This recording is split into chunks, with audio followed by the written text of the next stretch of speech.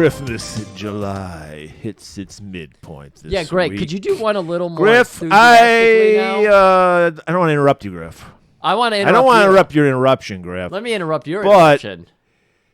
We just got back. We're doing an old school this week because we just got back from a memorial for our dear friend, Mr. Mint, Dennis McDermott.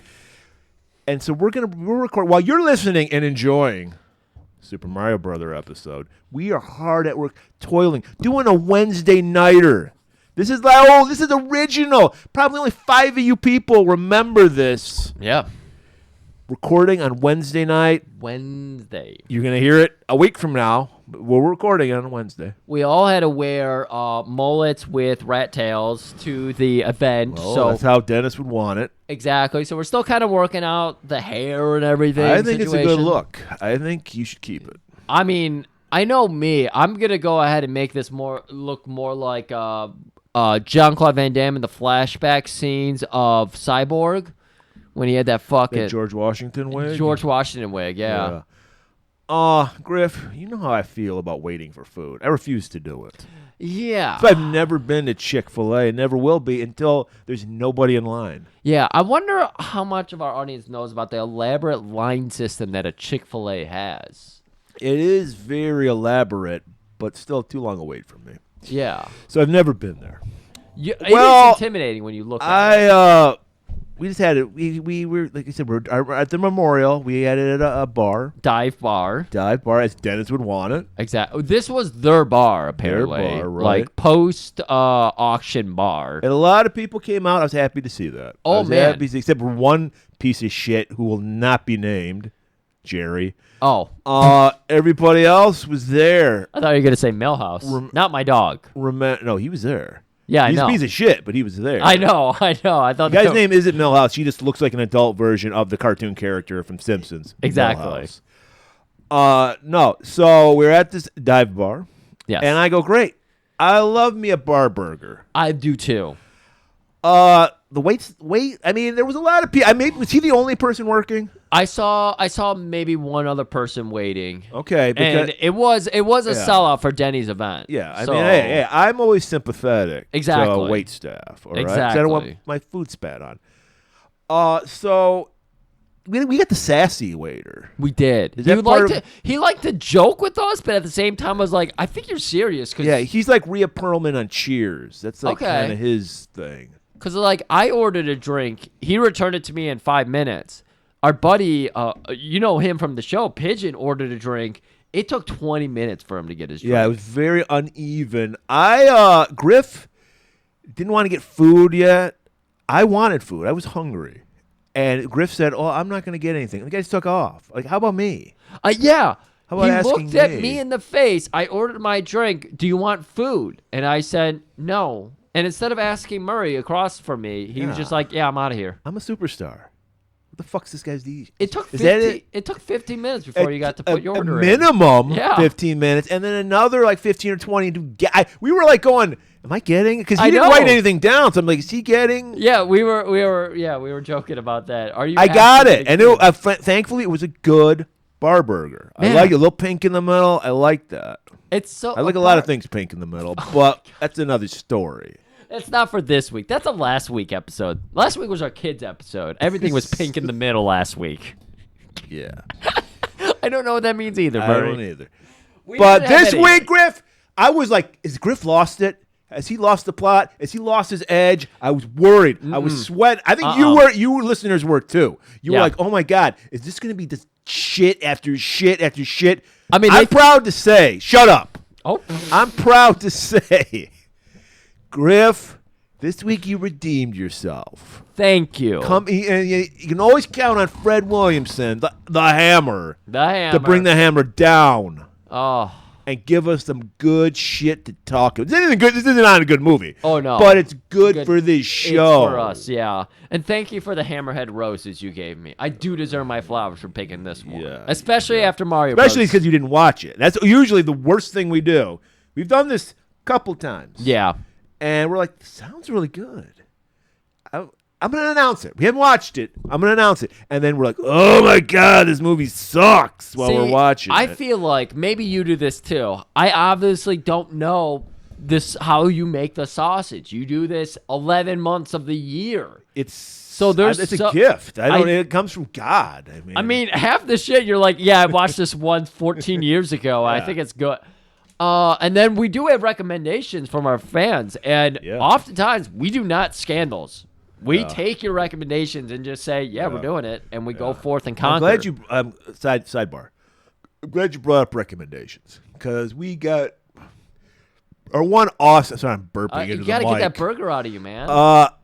Our one Aussie listener wants us to do a sassy month. He said, "Please, this is fresh off the pot right now because this is Wednesday. This happened last night. Yeah. Okay, it's been percolating through the past 24 hours. That's when coffee's at its best. Yeah, and Foxy Brown, and so he's like, sassy month, and I'm like, I was trying to wrap my mind around that because you know us. Yes, we are an action movie podcast, but it's up to us what action we get into a lot of different pies these days. Interpret. Yeah. I got my fingers in a lot of pies right now. That's right.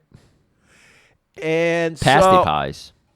A lot of cherry pies, everything. How many people know about pasties? Probably not a lot unless you're from Michigan. Everybody's heard of a meat pie. Australians are very familiar with a meat pie. Yeah. A pasty is basically the Michigan version of a meat pie. There you have it, people. There you go. So, I'm like, no, I don't want to do that. But one of his suggestions, one of your nemesis, and we're going to get to the bottom of your, because he has nothing but love for you, but you hate this guy. Oh, no, we're not solving this until we're mano y mano. Of course, yeah. I'm making it to the East Coast. I'm going to be fucking the referee. Yeah. I might have to make you guys fight to the death. We're going to figure this shit out. Well, yeah, because he doesn't know either. Because I think he's a great guy and a great guest and a great friend. Yeah, I don't. You got some issue with him, but save it for the pod. The other pod. We're on the pod right now, but save it for that pod. That pod? Okay.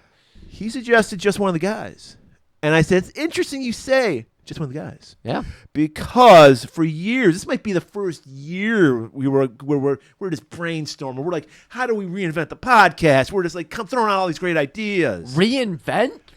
This is just kind of going in the same direction we've already been going in. I'm just saying. I'm talking about the origins of the show. Okay, there you go. Yeah. Like, what are the rules? Crumble them up, throw them away. Here are the new rules. Crumble those up, throw them away. Exactly. It's just one of the guys. We've been talking about doing this because this is the one movie I believe we're in turmoil, people. Oh my God. We have a choice between a pathological, sociopathic liar and a zombie. That's best America, the greatest country in the world.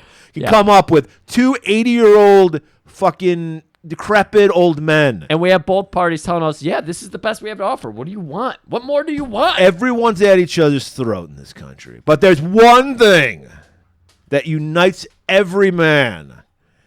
It's just one of the guys. That's right. Because I have a story. You know our man Pigeon. He hated our buddy Mike. Hated him. They're opposites. He's a psychobilly dude, and Pigeon's a fucking Novata rockin' emo guy kind of thing going on. Yeah, he's a dad rocker. He's a dad rocker, especially now. But you know what? I accept it because he has no shame about his dad rock. Oh no, rock love. It's awful. He has awful musical taste, but he embraces it and says, "I don't give a fuck." And I respect. That's the most punk rock thing you can do. Absolutely. Everything he does, chin held high, walk forward. I like Hootie and the Blowfish. Yeah, I fucking rock out to that. Ugh, but hey, I respect that. Exactly. So. Love him. But he hated Mike. Yes. Until he heard Mike talking to somebody else about just one of the guys. And he said, oh my God, my brother I never knew I had. We all have bonded over Joyce Heiser's tits. That's right. Everyone. That's right. I hadn't even seen it until like a couple months ago. Guys, I cannot wait. Yeah, we're breaking a new boundary. We're getting into a non-action, non-crime thriller, journalistic. This might just be a special we throw up at 3 a.m. Like, you don't even expect it. Maybe. It's going to come out. I don't know. It depends on when we can get all the fucking heads together that we need to. Because this panel is going to be the largest panel we've had Yeah. yet. We're going to have at least Mike and Pigeon. We might have another dude. Yeah. One of the guys with us. Like, I've already got 14 different topics I need to have discussed on that episode. I need breakdowns of teen boy rooms at the time. Right. I need to know about cliques in high school and like, there's so many things to And talk thankfully, about. Pigeon's never on the mic, so him and Mike can share one. Yeah, with a potential guest. Yes. We're hoping we're going to have the greatest panel ever for this. Right. Not to say that anybody else is a worse panel. There's just something about being elbow to elbow with more than one other person that gets us really hard. We've never had a four-way on the show. We have not. Not in person. I don't think there's ever been a podcast with 4 people. I think we're breaking new ground. We might be breaking new ground on that. Well, Mattingly, he's asleep. It's Wednesday. He's not used to being awake. He actually sleeps the whole week. Did you know that about Mattingly? Probably why nothing ever gets done. This compound's covered in the acid pit's covered in dust. Like, get the fuck How out of does here. dust pile up on an acid pit? I don't know, but it does. I don't get it. Dust bunnies on it. I don't. It's part of this new age we live in. We're actually getting hit by Hurricane Beryl at the moment. What I'm saying is, we all have existential dread, even the people outside of this country, about what's going to happen in America in November. Maybe election day, we do just one of the guys the day before to unite America, and then the whole world will be united, and the world will be saved. That could be the thing that gets everybody in a calming state. They're gonna be laughing their ass off, thinking about just one of the guys, thinking about those tits. They're great tits. They're great. They're like, as Tony the Tiger would say, 9 out of 10 at least. Yeah. We got that, and then we got prime Michigan bred Sherilyn Fenn is also in that movie. She is. She That's doesn't get right. her tits out, no, she does but not. She's looking great. Hey, in those early and late 80s, early 90s, I just want to see any Sherilyn Fenn I can. Right. Because she ruined my life. This is what I was like. This is a woman right here. So there you have. See, look, Griff, we thought we had nothing for an opener. How many minutes did we put out there? That's 12 minutes or something. There you go. It didn't crash once. Did it? Oh, let's cross our fingers. We've been dealing with the tech But issues. this movie, Griff, you're back. I'm back. Thank you very much. You messaged me the other day when you were watching it, doing your notes, and you said, Griff, you motherfucker. And then you waited 5 minutes and you texted me, this is a good movie for us. And I breathed that sigh of relief because, yes, I put you through hell. I know I did. You have put me through hell, too. Yes. Yeah. Mutual. Yeah. Obviously. Right. And I don't usually throw it in your face, but you threw this one in my face. Yeah, right. But that's you, and that's me. So I am very relieved to know that you thought this movie was good for our episode. We do have good characters. We have huge names, like I said at the closing of our last episode. We've got Henry Silva. Right. We got fucking Bo Svensson, which is not a huge name, but he plays a huge role. In our world, he was in Delta Force. He was exactly. the pilot in Delta Force. Exactly. We Fred have Williamson, of course. Fred Williamson. Titular. We Boy have production. Sonny Landham, the crazy Indian from Predator. Playing a character named Pepe, which we will have way too much fun with. Got the greatest evil fucking laugh you've ever heard. One character, one actor I really wanted to get in again. Chuck Connors. Right. This is star-studded. And he is looking skeletal at this point. Yeah, this is probably right before he died, I think. He should have been Skeletor, based on what I saw. But the problem is, he's got those eyes that even at this age, I get lost in them. Piercing. They're piercing. I swim in those eyes for eons, you know? So, yeah, it's star-studded. It is a po' boy production, which you know what that means. It means it's written and directed by the man himself, Fred Williamson. I can't believe Griff didn't see this. Oh, probably because the tracking was so awful. We were watching a VHS rip. Yeah. By the way, I know none of you fuckers are going to... I don't know why you're not going to listen to the show. Somehow you're going to hear me telling you're not going to listen to the show.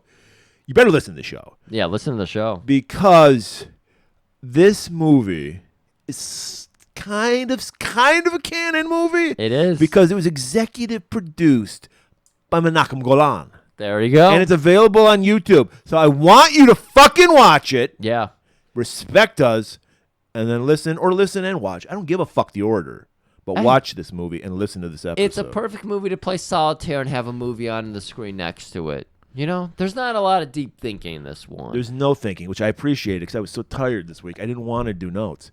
Doing a Wednesday episode, I knew we needed. I don't know how I was exhausted by a dumb fucking movie like Super Mario Bros., but they were bombarding you with details. If I were doing, like, if you said, Griff, you're a professor now, you're doing a movie course, I would throw that movie in there just to freak my students the fuck out. Because what the fuck is that movie?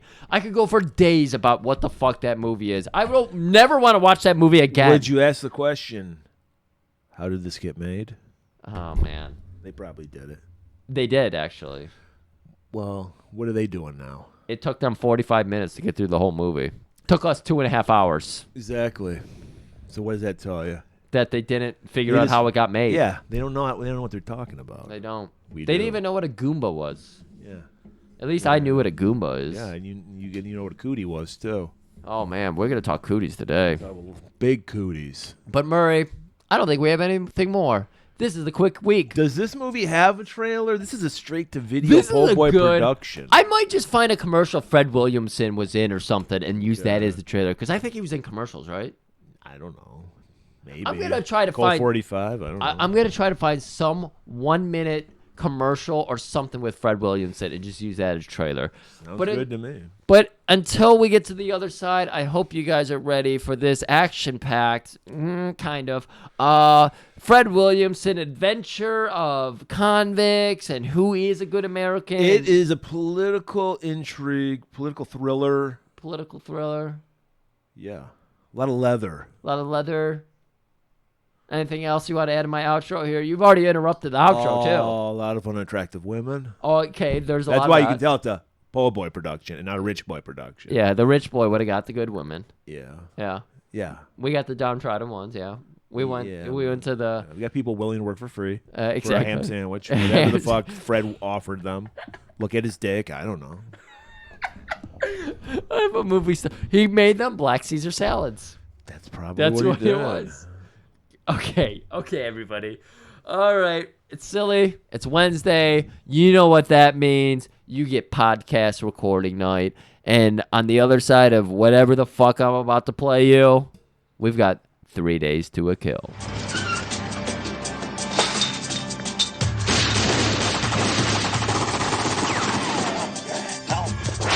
One. Come on, get out. A U.S. ambassador has been kidnapped and held hostage by the drug cartels of Colombia. This is the first of many hostages if military and financial help from the U.S. to Colombia to aid in their drug war isn't stopped. 2. Now the U.S. government has chosen one man. What's your price? My price is friendship. And 2 of the most unlikely looking mercenaries.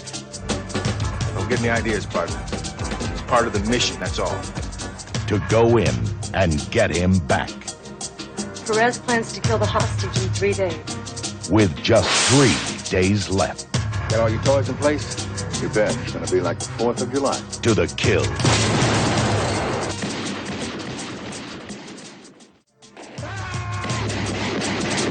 Video action star Fred Williamson, Van Johnson, and Chuck Connors in the explosive action-packed thriller 3 Days to a Kill. All right, we're back. 3 Days to a Kill. Worst name for a movie possible. I'm shocked you even gave it a second glance just by that title. That turns me off, that title. It's the name power alone that kept me invested. Yeah. Because, yeah, you're right. And, in fact, when you start watching the movie, they keep talking about 4 days to a kill. Yeah. You got 4 days. You got 4 days. You got 4 days. 3 days never comes up. Yeah. It's the most misleading title ever. And I think the kill comes on the second day on top of it. Yes, it does. It comes early. It comes a day early. Yeah, so there's now even like... Just like Christmas Eve is better than Christmas Day. Right. Yeah. So, horrible name, great movie. Horrible intro if you're watching on YouTube because it's a VHS rip. So the tracking is a little fucked up for the first minute. Hey, maybe some of our fans are into that like synth shit, you know, like that old retro school shit, vintage. We get a lot of vintage because you fans. actually do see on the screen the guy adjusting, literally tracking. adjusting the tracking. Yes, so you know, that. some of our fans might be into seeing that. Vinegar Syndrome. Are you listening? Put it up like that. Don't even fucking remaster it.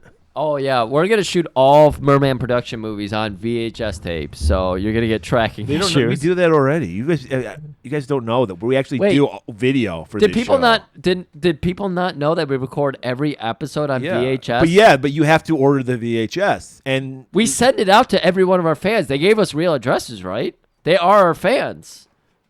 well, yeah, We send the I don't order- know. It's Mattingly shit. I don't fucking Oh. deal with that. I'm just like, fix this, Mattingly. Mattingly is dyslexic as fuck. It's true. So who knows where those went to? All I know is we open up, we see those piercing blue eyes. It's Chuck Connors, or should I say Captain Damian Wright, Damien Navy captain. He's not a Damien, by the way. Chuck. No. That's probably why they call him Wright throughout the movie. Is it because of the whole like what was that murder saga that happened on HBO where the kid supposedly killed like 4 young teenagers? Oh, yeah, I don't know what you're talking And about. that kid renamed like he called, just he called himself Damien. He wanted to be the cool, edgy kid, and what did he get him, Griff? Murray? Got him butt raped in jail. Do you believe he did it?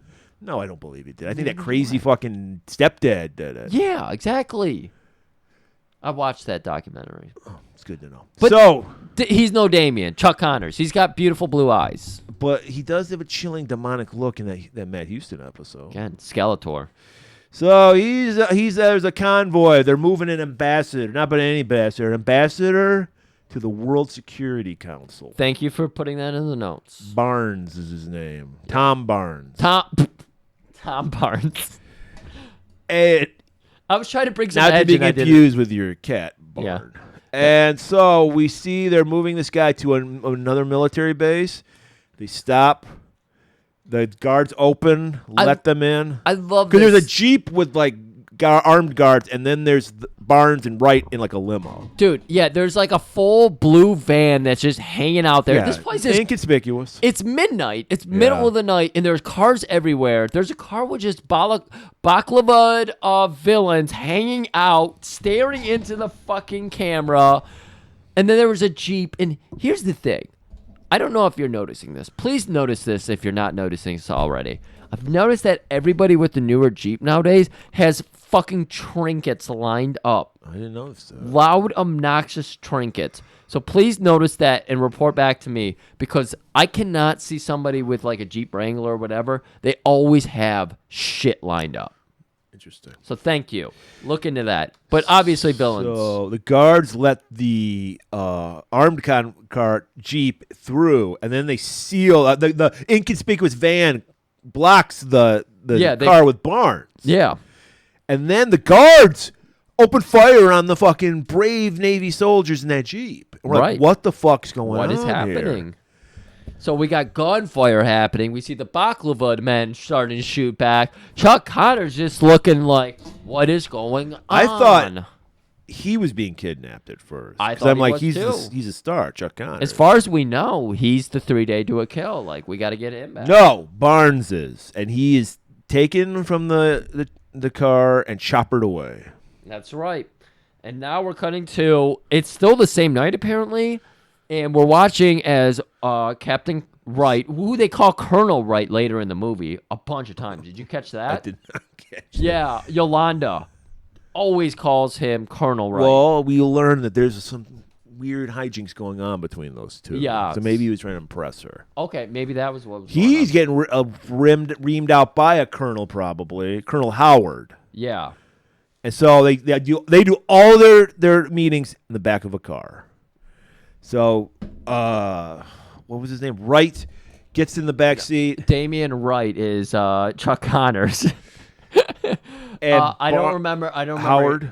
Howard. Yeah. Howard is fucking, you motherfucker. You lost Barnes. 4 days from now, all hell breaks loose. I don't care what you do, but you better get this fucker. Well, what's going on? Yeah. Well, drug lord. What are you fucking talking? And then just like a guard hanging outside. Because again, they do all their business inside the back of a limo, but they have an armed guard outside the limo. And so he's like, "Sir, I got a note for you."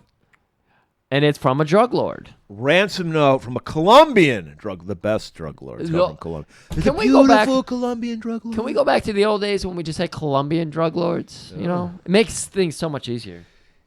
He had captured Barnes and he's holding him for ransom. And he says, the only thing I will accept is stop funding this illegal drug war. That's right. This immoral drug war that's going on in Colombia. And I will give you back. And, of course, we're like, this is well, it's the 90s, I guess, technically. But we're still fighting the good fight, the war on drugs. We're still just saying no. And we're winning, everybody, because America doesn't lose a war. So Wright's like, well, what drug lord? Where is he? But Commander Howard's is like, look, I got a hot date with a young congresswoman named Lauren Boebert. We're going to go see Beetlejuice live. Dude, you seen that show? She's blowing up my phone. I've seen her tush. Blowing up more than my phone.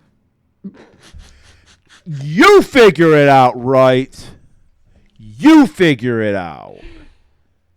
All right, so what's Wright got to do? We're right on How does there. Wright go wrong? He calls up the only man who's good for this job. Of course, I'm talking about Fred fucking Williamson. So we're in this. It's 92 people, 92, 93. So, of course, you see the wobble of the waterbed.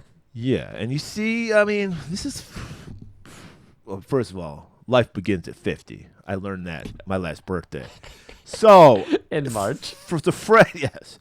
So Fred's in his probably early 50s, around my age. It's another sexy silver. Well, you're fox. wearing your leather a lot better than Fred is. He's not wearing leather now. He's wearing bikini briefs right now. Yes, he is. He's in bed with a young lady half his age, as he should be. As he should. And he's making sweet love. They're like in like a single bed. It's not even a fucking like king size bed. That's better for the loving, though. Yeah, it gets you closer. She can't get away from you. I don't think that's it, but yeah, okay. So he's macking on her. Ring, ring, ring, ring. Baby, I got to answer this. I got to turn over here. And just like Murray, he's got every cigar for every mood lined out on an ashtray. This is a Fred Williamson Po' Boy production. It's the Po' Boy we production. know he smokes cigars. That's his thing. Yeah. Of course, yeah. So he goes over there. He picks out his late night intrigue cigar. He's gonna Bill Clinton or later on with that cigar. Did he actually fucking? Yeah. What's her name? Monica. Monica Lewinsky. Yeah. He actually put a cigar in her. Yeah. So we're here. Did he was that his thing? Like I put don't it know on what the lip his side thing of is. it? I don't know. That's fucking Epstein. I don't know. So it's like, cello. Life's a bitch. The Navy sucks. And I should have mustered out when you did, Cal. Mustard. That was the word I missed in there. And he's like, oh, my friend, Captain Colonel Wright. And he's like, what can I do for you, my friend? He's like, we got a problem, and I need someone with special skills. Whoa. I don't know if I want to do anything like that. But my pension. You got to understand. I'm a weeks out. Exactly. 2 weeks. 2 weeks. I need that pension, Cal. And you, my friend, you wrote the book on hitting hard and hitting fast. Come on. He just hit his lady hard and fast. Like, we didn't even see it, and we know that's what happened. All right. I agree. Meet me at the lake by the observatory. I had to write that down in the notes because that was his line read. Observatory. He went total Hit Captain. hard on that first syllable. Yeah. Observatory. He went total fucking Captain Kirk on it for some reason. Because Chuck Connors told him, like, hey, let's meet somewhere quiet, like the bar. And I was like, we just came from the bar. You have to yell at each other. Right. So he's like, let's meet somewhere inconspicuous, Yeah. like the Yeah. observatory. If our audio is shitty because of our voices, our hoarse voices, We've been yelling Yeah, all blame the night. bar. Yeah. Blame the bar that kept us waiting for that fucking hamburger. But it was a good hamburger. It was a good Double hamburger. Yeah, it was great. What kind of ingredients did you have on there, Murray? This is the usual shit. Mustard, Yeah. ketchup, tomato. I Onion? took the tomato off. You did? I don't think there was onion. I would No have onion? liked some onion on it. Maybe there was grilled onions. I don't remember. I didn't notice any I don't know onions on anyone there. gives a shit. So, Everyone wants to know about your burger. baby, is it good or bad? Well, hey, honey, friend in need is a friend indeed. Keep it warm. And then he just walks out, stumbles out in his bikini briefs. Apparently, Fred Williamson is a tape trader as well because he got his hands on Samurai Cop and he used the line "Keep it warm." Well, isn't every fucking I thought ladies' man, you want the pussy warm. Maybe he taught this to Matt Hannon, but it's like I thought these guys would have hated each other, rivals. Because come on, you're Fred Williamson at this age. He's not The looking young as whippersnappers coming at your nipping at your heels. with that rock star hair. Yeah. He doesn't have the He mustache. probably talked Matt into getting his hair cut. That might have been it. Sabotage. He tried to sabotage it. Yeah, halfway through the filming. Okay. All right. We were near the observatory. And Cal gets out of his car in the... Oh, this is the 90s, people. Was it 92, 93 when this movie came out? John DeHart would let you know. Baggy as fuck leather trench. I was disgusted by what I saw. I want to know. I was like, he's wearing a trash bag? What's going on, Fred? Murray already admitted this was his Leatherface too. Is Every our audience? everybody who was cool went through a Leatherface in the early 90s. You either went grunge. I'm too pretty for grunge. I just want to So know. I had my leather phase. We all did. Me, John DeHart, Fred Williamson. That's a good company to be with, I would think. I just want to know because we have a very stable audience here, and I want We to have know. a very unstable audience. What are you talking about? I want to know if they went through the Leatherface as well. If you're cool, you did. Because I'm really interested. I've never owned a single leather thing, and I want to know. Really? You never had a leather jacket? Never had a leather anything. I got mine at my first punk rock leather jacket in an S&M shop. There you go, people. That's how it happens in Royal Oak, right? Yeah, Royal I Noir know. leather. I know exactly the shop you're talking. Yeah, I of course borrowed you do. a leather jacket for an Indiana Jones costume when I was like 11. And I got the leather whip and everything. So, he lays it out. He's just like... Who's a he? Right? Somebody. It's probably right. You're talking right. He's like, what do you want, pal? The price is friendship. That's how much of a fucking paisano Cal is. He's like, this is on the house because you and me go way back. But I'm going to need a guy who has more to gain than lose, and he has demolitions expertise. Because I got a plan. I don't know who. Just get me some random guy. right. Convict, particularly. Hope- Why? It's like, why a convict? Why not get like a fucking Anybody. Yeah. soldier? Apparently, everybody Cal knows is locked up in jail right now, is what's happening. He knows he's going to do this job. He needs a special guy for the job, but we're going full A-team, and he needs to be busted out of fucking, like, military prison. This He don't need guy's... to be busted out. He's just like, get him out for me. Yeah, he's actually in fucking prison. He's like, yeah, just get him an early release. Yeah, just sweeten the deal. Maybe Yeah. probation. He's you know. got to be a weapons expert or explosives expert. And Captain Wright's only request is, can it be under 5 years? 5 kills. 5 kills, thank you. Right. He's like, I don't want some fucking FBI most wanted guy. We were doing this undercover. Yeah, he's like, I can't make any promises, but I'll try to keep it under 5. So, Cal calls into the prison. This is a great scene, by the way. Oh, it's a you fantastic can scene. tell Fred probably had to do 50 takes of this scene. Fred should have shot some pornos, because why not? The way he shot this scene was like a porno. A woman with some very nice legs answers the phone. I'm surprised you thought, though. Just because it looked like she was just wearing some shitty pantyhose or something. Oh, she wore shitty panties. I don't like pantyhose. But Exactly. I'm trying to be complimentary to Fred, all right? I know. I would, how I would fucking film it. She's got to have short skirts so you can see the fucking thigh-high stocking. He didn't go full Sedaris. Yeah. Exactly.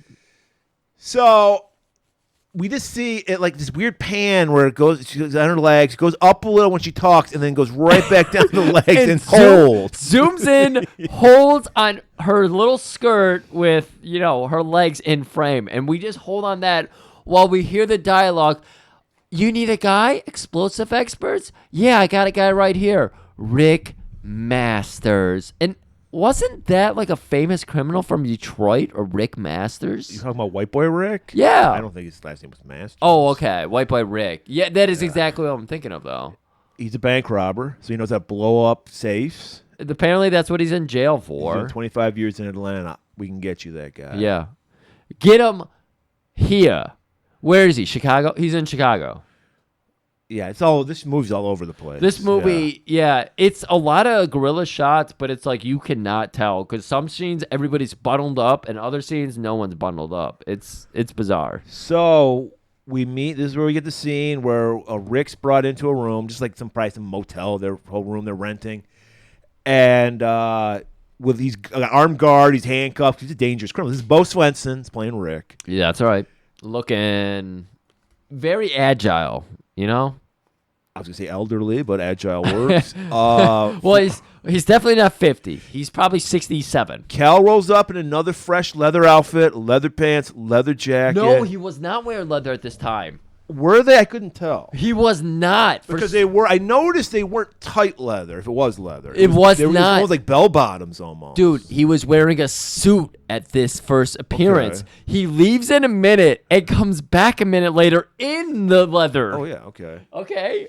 So he's got leather pants, leather jacket, and he walks in. And of course, they immediately hate each other because you gotta hate somebody before you love them. Right. Well, come on. He's basically saying, yeah, you're going to be my fucking slave and you're going to work to your death. I don't like that. I don't want that. Sounds like fucking Sugar Bear from the Sugar Smacks commercial. I don't like that. Hey there. And so of course he's giving Cal all kinds of Rick is giving Cal all kinds of lip. He's like, that doesn't sound like a good deal to me. And then that's when finally Cal's like, I bet it sounds pretty good to have your whole fucking sentence. What is it? What do they say? Commuted? Yeah. And he's like, well, I mean, I guess that's a start, but I'm not your fucking, I don't like people leading me around. And he's like, there's money at the end of this. He's I like the sound of that. You're going to have to start talking about what kind of money. So, of course, he's wearing a jumpsuit because he's a convict. Right. And he's like, how about I get me some clothes, some Gucci clothes? Yeah! Gucci Roebuck. Gucci Roebuck. What does that mean? Sears Roebuck. Oh, it is Sears. Okay.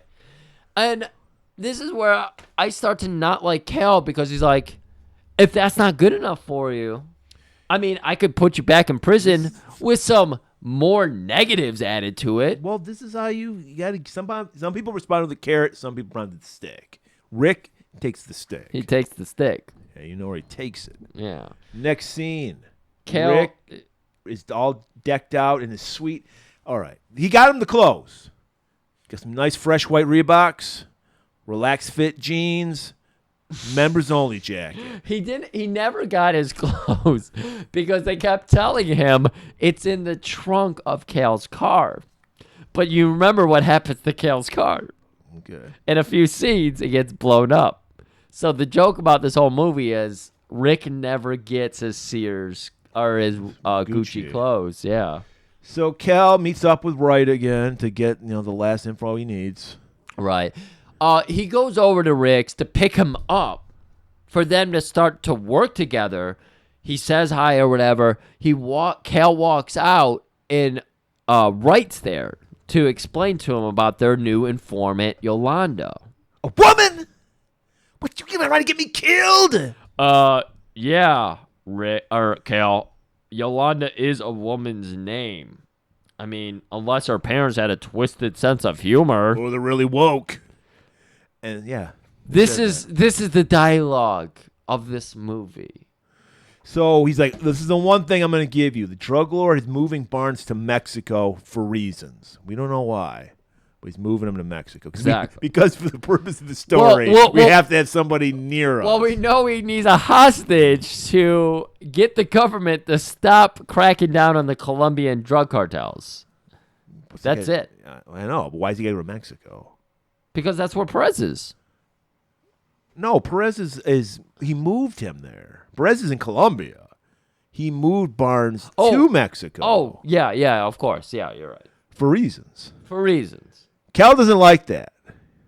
But he takes the nightclub info anyway. He's like, all right, because this is where he's going to meet Yolanda at a nightclub. Yeah, why don't you like this? Because you're asking me to team up with a man I don't trust and a woman in the spy game?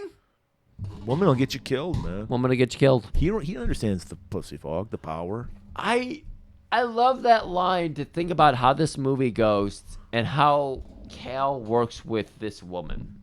Because at no point does it seem like he gives any kind of fuck about her. Because he doesn't. He doesn't. And we'll see as we go along. Cal drives off. We get a very unsuspicious-looking guy poking his head out of a car window. Did this guy come back up? He was just a random goon that followed them. Okay, thank you. All the goons blended in. The only They one stood really out did. was Pepe. So, yeah, this is where Cal goes home to put on his leathers. Yeah, this is the fresh scene set of leathers. Yeah. A picks up Rick, And like, hey, look at these fucking Reeboks. What the fuck's going on? But, of course, they don't have the clothes for him. Rick decides to put himself in the backseat behind Cal. Yeah, if you're going to be the leader, I'm Yeah. going to sit in back. I'll be your Tonto to your Lone Ranger. That's right. And so Cal actually hands him a pistol, a revolver, and it looks to be loaded. And so Rick's just like, well, shit, partner. Checks the barrel, spins it a few times. Even think about it. Cal drives off. His cal sense starts tingling when he stops at a red light. He's like, I'm being followed. So he just slowly goes and then kicks it. Sucker! See ya! So we get a boring-ass fucking car chase. Fucking Cal tosses a grenade at one time, blows up a fucking car. I did like the scene when there's two cars pursuing them. We only see one in the initial scene, but there's actually two. And the one car's driver gets out and starts shooting. Cal somehow does like a loop around and fucking rides over the shooter, just obliterates the guy. That was intense. That was good. Yeah, and then he threw the grenade and blew up the car. Yeah, that's what it was. Okay. Yeah. So this is my favorite part of the movie. They stop like under an awning somewhere. They look like Freak Boy Town. Okay, it's totally like an underpass, or they're under an overpass for a highway. But then this shot takes a Kubrick spin on it because now we're like in a warehouse. It was so weird. Yeah, before that. Yeah, I know. Before the warehouse, it was in two different places. Cal stops his car, and the goons get out, and his distraction is the worst. He gets like an empty pop can and like tosses it out his window. Not even tosses it, rolls it. Because he just opens the window like 3 inches, rolls it out. Somehow that distracts the guys. He leaps, he does like a roll out of his car and starts shooting at these motherfuckers. And they're so like literally. They're like, wow, that's 10-cent deposit. You know, they're like, well, they're in Chicago, so it's a 5-cent deposit. But they're so focused on that can, they don't notice the man 2 feet away rolling away from the can. I can feel my throat just dying on me while we record. We got an hour to go. And yeah, they're just so focused on the fucking can. It's like the Simpsons bit. The most brilliant distraction. I didn't know it worked, but if Fred Williamson's telling me it works, it works. Well, he opens fire on him. The goons run into a warehouse, like you said. Like I said. And then the hunted becomes active warehouse. You see the people working in there. The hunted becomes the hunter because Cal follows them into the warehouse. Oh, yeah, man. They needed a funky track. The music in this movie, all over the place. We'll get to the music score in one. If you listen to this movie, listen to it? Well, yeah, because you need to listen because I'm going to talk you. I will provide you the audio of this movie if you request it. There's a sound effect they use, very reminiscent of Escape from New York. If you're a true fan, you know. Yeah, it's a weird synth sound. Boo! It's like a jump scare noise. Yeah, they do that. They love that noise. But we just got some random shootouts happening here, and of course, Cal's taking care of business. I believe he shoots up a couple guys, and then he heads outside where he's running, and then we see Rick. Cal and Rick bumping. Rick's got his gun, and he's like, "God damn, man, this gun's not working." It's like, you think I'd give you live ammunition? Some blanks, you fool. Well, motherfucker, you didn't even give me warning that we're gonna be shot at. Well, why did you think I'd give you that gun if you didn't think you'd be shot at? Look here, we're gonna work together. I need real bullets, I need a car, and I need some new clothes. We gotta get there before the shops close. And stop calling me pal. So we're like, these guys are going to fuck by the end. Let's do the hate. Murray, come on. Black, white, 92. This would be the fucking time for a gay interracial romance. Many people don't know this. This was originally a script for Lethal Weapon 3. It was. And then Fred Mel goes, Gibson I was can make to... this better. Yeah. And he did. He did. I would have liked it. I've seen Lethal Weapon 3. I like this movie better. I wish Fred could have got away with the interracial fuck scene, though. All right, we're at Yolanda's club. This must have been a real strip club because none of these broads, none of them would be allowed even in the entrance to the rock bottom from Strip to Kill. No. Not I a don't. chip. I don't. Mort. What was the fucking guy on the place? I can't remember his name. He Mort would be works like, for me. "Be gone, ho." The one-handed fucking incel slob. He wouldn't have been into any of the girls. Do you remember his name?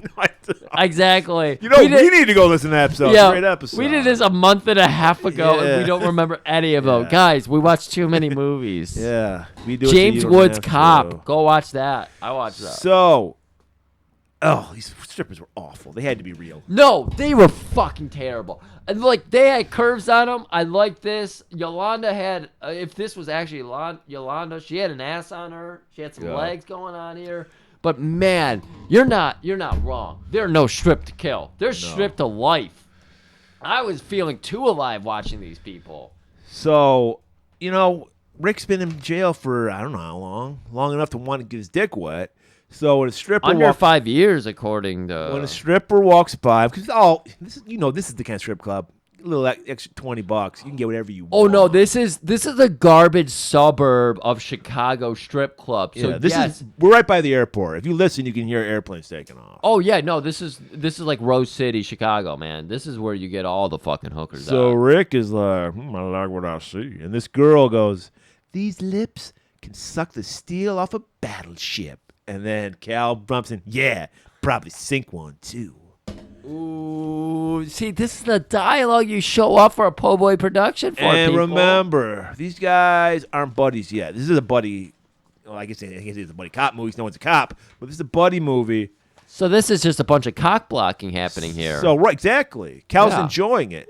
Oh, And yeah. So he's like, "Wait, come here. You see them cooties on her?" I wish you could see Cal's erection while this was happening, because he's clearly getting off on cock blocking Bo. Warning him Rick. about the cooties, and Right. Rick is like, "I'd hump a cootie if it moved."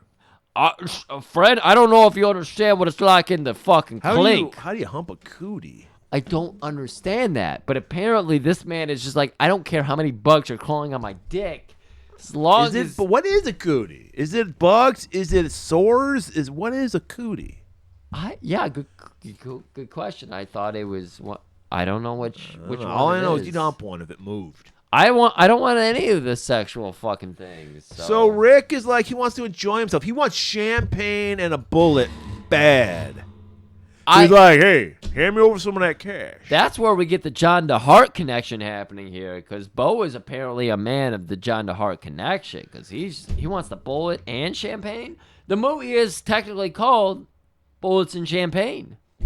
Remember, we're in the suburbs of Chicago. Correct. So they see a guy with a members-only jacket. They go, "That's a mark. I'm going to get some money off this freak." Even though he's still technically in his prison garb, he's just got a member's jacket over it. No, he's got those relaxed fit jeans on. And Were those fresh white Reeboks. Were those new? Yeah. Oh, okay. Yeah, and he had fresh white. He was given clothes. They were just funky clothes. They weren't. Oh, they were okay. literally Gucci Roebucks. They were Gucci. So he's like another. They're all. They go, This is the mark. I can get money off this fucking white guy. So they're all piling on him, and fucking Fred's used to being the guy having the women pile on him. So he's got to cock block some more. It's like, my pal here is broke, and he has huge cooties. Don't you ever do that to me. Don't you ever tell a woman I got huge cooties. Pal? Oh, you don't want me to do that. I would Yeah. never Saganaki cockblock you, my friend. Like, Thank I've you. done nothing but try to bring you closer. Like, I don't know what you're fucking coming down on me for. I'm the greatest I'm fucking putting it out there. I'm the greatest fucking wingman of all goddamn time. See about that. Cal, anyways, he's got work to do. He's not just busting balls. He's busting cases. He can see pussy anytime he wants. So, like, strip club has no allure for him. Yeah, exactly. Exactly. He's like, I'm down to. I have 3 days to a kill. Murray, is Cal wearing sweatpants in this scene? No, he's wearing leather. Because he's into business. So he's got the bartender. Hey, sir, come over here. Yeah. You see this bill? USG, Ulysses S. Grant. I need a little info out of you. I want Yolanda. And he's like, he takes the fucking 50. Well, I don't really fucking know anything about that. What are you talking about? Yolanda? How about another Grant? Whoa.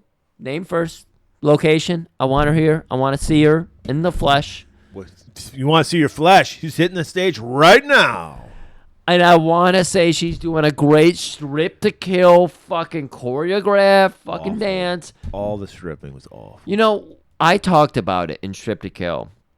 That one dancer came out there, and she had a football helmet on with the eyeshadow, and she did the block formation, bent her, torso over halfway, and then just did like a wiggle backwards. Yeah. I saw that because it was intense. the DJ had this spotlight right on the butt. Yeah, exactly. It was great. DJ in this scene didn't have the music. See, this is what I imagine strip clubs are really like. Which I've never been to a strip club because I wouldn't want to be anywhere near this scene. This is why we need it. This is why Aubra's always telling us the strip clubs over in the her area are so good. That's what I hear. Because all the artisanal strip club DJ spotlight men and women and everything in between, they're all over there. They're all doing that shit. The allure of the West Coast. But in Chicago and the Midwest, we don't have any of this. No. So the spotlight off. Her fucking backup maneuvers, terrible. Her ass, she had a good ass. It looked flabby as shit in her fucking little routine here. It was awful. Rick wants that champagne. And Cal's like, give this man a brewski. He doesn't even, generic brand. So they're watching her. And like, Rick's just like, I mean, first of all, Cal's like, she's okay. He's trying to like build her up, It's like, she's not bad. Rick's like, she's horrible. Yeah.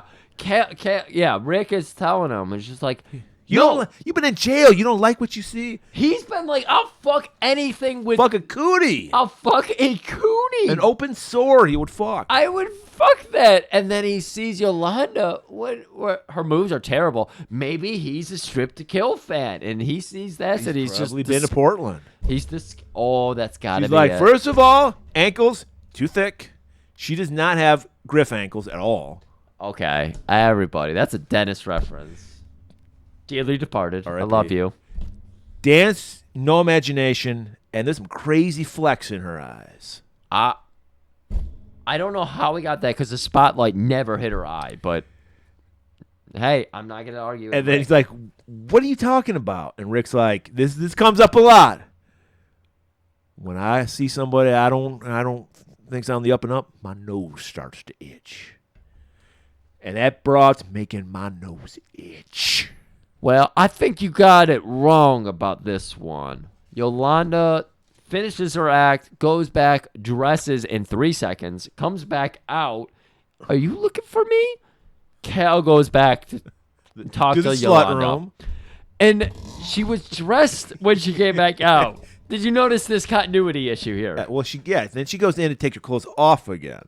When we she's walk talking to him. When we walk back to what is supposed to be like the lap dance room, I guess, she's already just back into her stage thong. Yes, but before that happens, we get the nice because Cal was trying to like go, Yolanda's not bad, and then we got because remember these are guys who you're gonna be best friends by the end of this movie. Yeah, of course, but he's just like, do all black people have rhythm? Because he's talking about Yolanda's of a mixed origin. We don't know what she is. That's right. She could be Hispanic. I'm guessing that's what she was. She could be African American. I don't know. And of course, Rick does as they're walking off. Tell Cal, careful, nose is itching. Don't trust this woman. But we continue with Rick, who looks over at the bar. This guy one was horrible. Horrible, but. He's been in prison. I didn't even know she was supposed to be a stripper. I was just like, I thought this was some barfly. That's the joke. And it works so well because, no one expected her to be like, we all thought she was a barfly. He gets the wink and he goes over there. He's just like, fuck yeah. First day out of prison and I'm getting the wink. So he goes over to sit down with her. And he wants to wet his whistle. She's like, hey, barkeep, give me that champagne and that bullet. Hey, buddy, you ain't got any money. But Cal has a wad of cash. At least he's willing to bluff that Cal has a wad of cash. So Rick starts talking up a big game. My buddy's got so much fucking money. We're gonna not only are we gonna buy those drinks, we're gonna buy this whole fucking bar. I'm gonna fire you. I'm gonna fire all your fucking friends. I'm gonna fire everybody. We're gonna be up here jizzing on the table. We're gonna get stripped to kill lighters up in here. He's like, all right, you can have a beer. But you can have a couple of beers. Shut the fuck up. So Yolanda takes Cal back to the slut room. And this is where she's no longer in any of the outfits she just put in. She's already back to her just stage thong. And she pulls sits down in a chair. No, she pulls it off. They make sure to see that she's pulling it down. We don't get any ass. She bends over in the chair to take it off. And then she turns around. What is this? Lust at first sight? He's like all of a sudden coy, like he doesn't want it. Why is he so coy throughout this He's movie? all like uncomfortable. Like, what's going on? I thought this was so weird. Okay, so the thing is, I guess apparently there's peepholes in here. The bartender and the bouncers look through and watch. That's what so they're trying to she's tell got to us. like cover.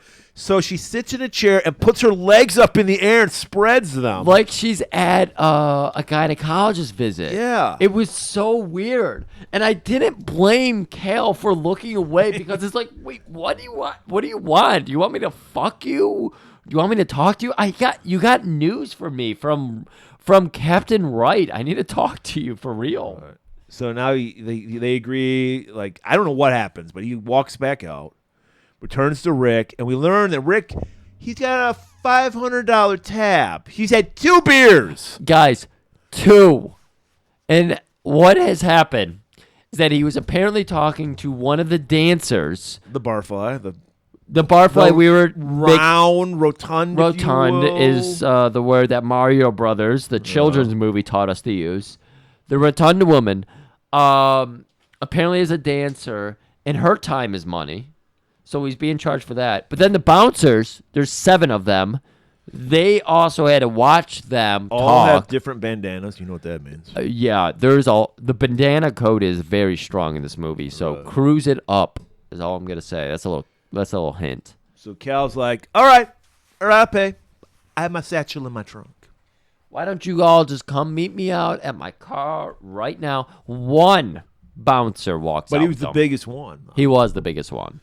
And then, so we get elderly at this time, probably fucked to shit knees because he was a professional football player. Something like that. He does these old man kicks, like Sweet stance? it was very Seagal-esque. Oh, There might have been some marionette work on his legs. He's like, and he's just like, wait, stand here, stand right there, and he beats the fuck out of He's trying to say Fred Williamson can't kick. Yeah. Well, not at this point, he's in his 50s. Yeah, no, we're not trying to say, Yolanda pulls up in the car. Get in. Let's get out of here. So they take off. That's right. Rick gets one sucker punch in just because Rick is trying to establish his character. I get sloppy seconds. And then he goes, nose itches. All right. They go to Yolanda's place. They're standing outside in the car. That's right. And she's like, look, I'm going with you. But because of reasons, I'm only going to breadcrumb details that you need to know. You know there's only 3 days to this kill. This is very much where Fred learned it's really fucking hard to write an interesting movie. Yeah. Because there's a lot of, just because.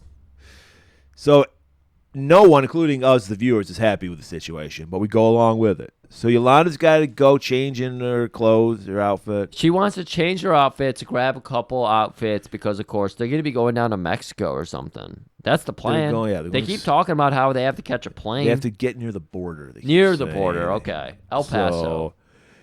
And so of course you would drive. Yeah. If you have 3 days to a kill. You got to get to spend road trip. Well, no, they're going to go to the airstrip. That was the whole thing. They kept talking about how they have to go to the airstrip. Well, how far away? They're at a strip club next to the fucking airport. How the fuck? So they had to get her outfits and then go to the airstrip and then fly back down to Mexico, border town. Anyways. They're going to fly like the wind. They're going to fly like the wind, Murray. Down to Mexico. Christopher Cross there for. Maybe we'll open up with Christopher Cross Fly Like the Wind. I'm just glad I've only been interrupting the episode. You interrupted the episode finally with that. All right, so Yolanda's she's doing the woman thing. 1992 woman thing. You guys took too slow in 1992. No, they still do. You're right on time nowadays. Yeah. Sure. So she's taking her time, and of course, is Rick having a coke party in the back? No.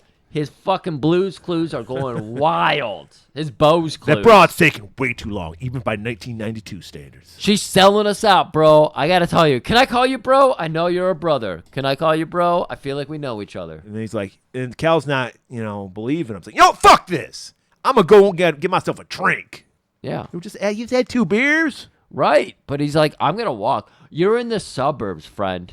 I saw that neighborhood. I was like, there's no bar within 3 They were like miles. straight up in the hood, dude. You That was know, like really run down it was fucking area. Dude, that's kind of what I loved about most of this movie. Yeah, I mean, every car was a junker. I mean, I think Cal had a Cadillac in that first scene. Yes, but the he rest did. of it was just these Acura or something, like a Ford Taurus or some shit. That's what makes everything feel so fucking real. Oh my god, yeah, you're right. Her apartment complex, it was a house, small thing. Yolanda's finally coming out to meet up with him.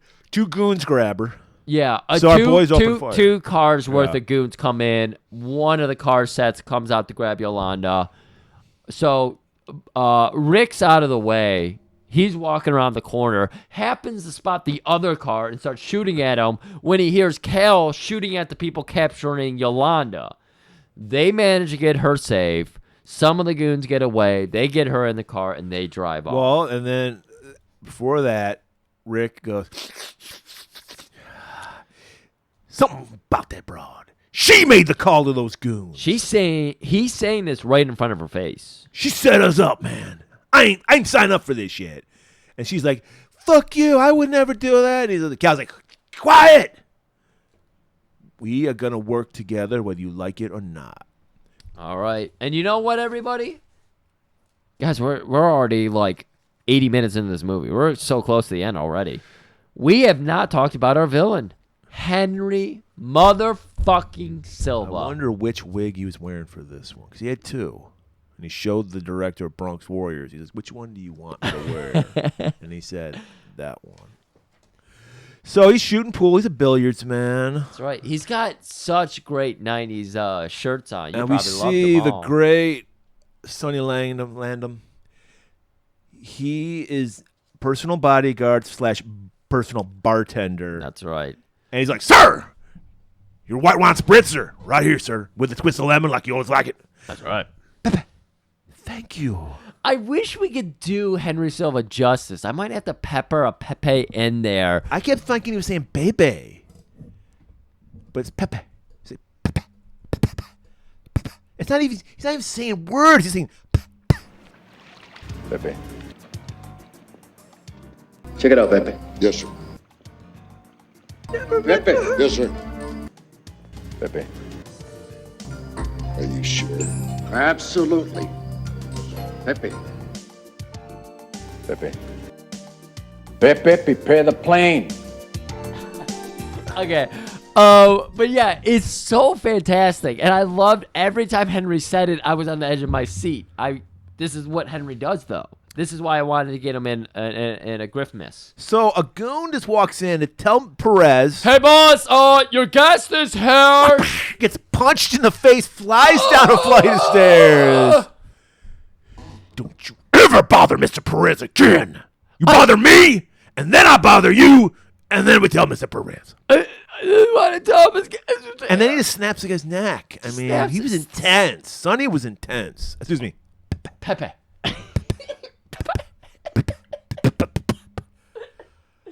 All right, back to our crew. They're at a hotel. Now they have, I guess, 2 days to a kill. Again, they got to go from Chicago down to the border, and they're like, let's stop at this hotel. Well, you just said a minute ago they're going to the airstrip. Where are they going? I don't know. This is what I'm trying to tell you. I have no clue. Have they flown anywhere? Did they fly somewhere? Because after he picks up Rick, there's a shot of airplanes flying, and it's like, wait, did you guys already fly down the border? Because at this point, Rick or Kale is still wearing all the leather. Yeah. It's He only like- packed one set of leathers. I'm so confused. I think they're supposed to be at the border at this point. So Rick is as usual. I don't trust this broad, Cal. And she's like, you know what? Fuck you. I'm done with it. She walks out, and then Cal tries to calm things down. She's like, he's like rat poison and soda pop. Yeah. It might help your tummy, but it kills you. awful analogy there. It was Fred. awful. And then Cal just gives a look to Rick. And so he's like, I need you to understand something about Rick. He's been in prison. So you know how Sexual frustration. The sexual frustration, the trust issues you have. You know, you think you got a brother, and then next thing you know, they got a shiv on If you. you don't, you need to listen to Golan-Globus Theory's episode on Death Warrant. You'll learn everything you need to know about prison and surviving. You know about it.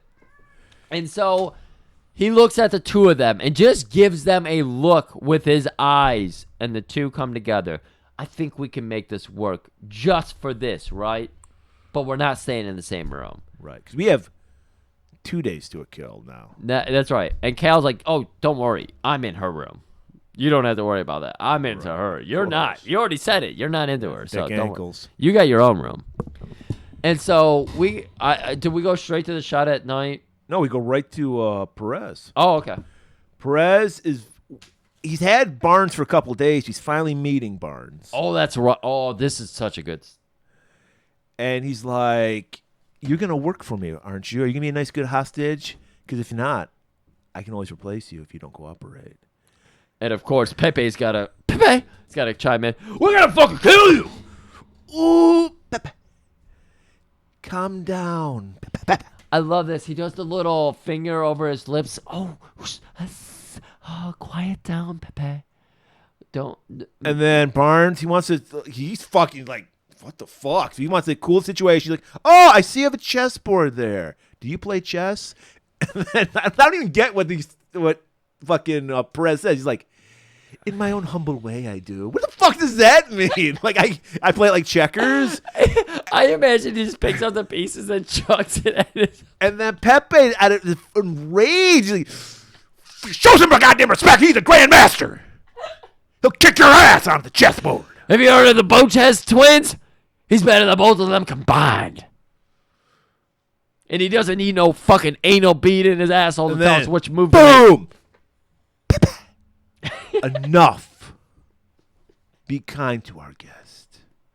So now they're in a room. Fucking, as I told you, he's a personal bodyguard / personal bartender. So he's behind the bar. That's right. Serving like, everybody. This hostage knows his mind.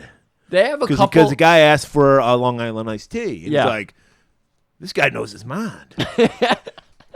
Guys, that throws back to a certain movie we've done. Arabella, Black Angel. That's, oh my God. If you haven't listened to that episode, listen to it. If you haven't seen that movie, Tubi, free, watch it now. I believe that was a Phil-backed one.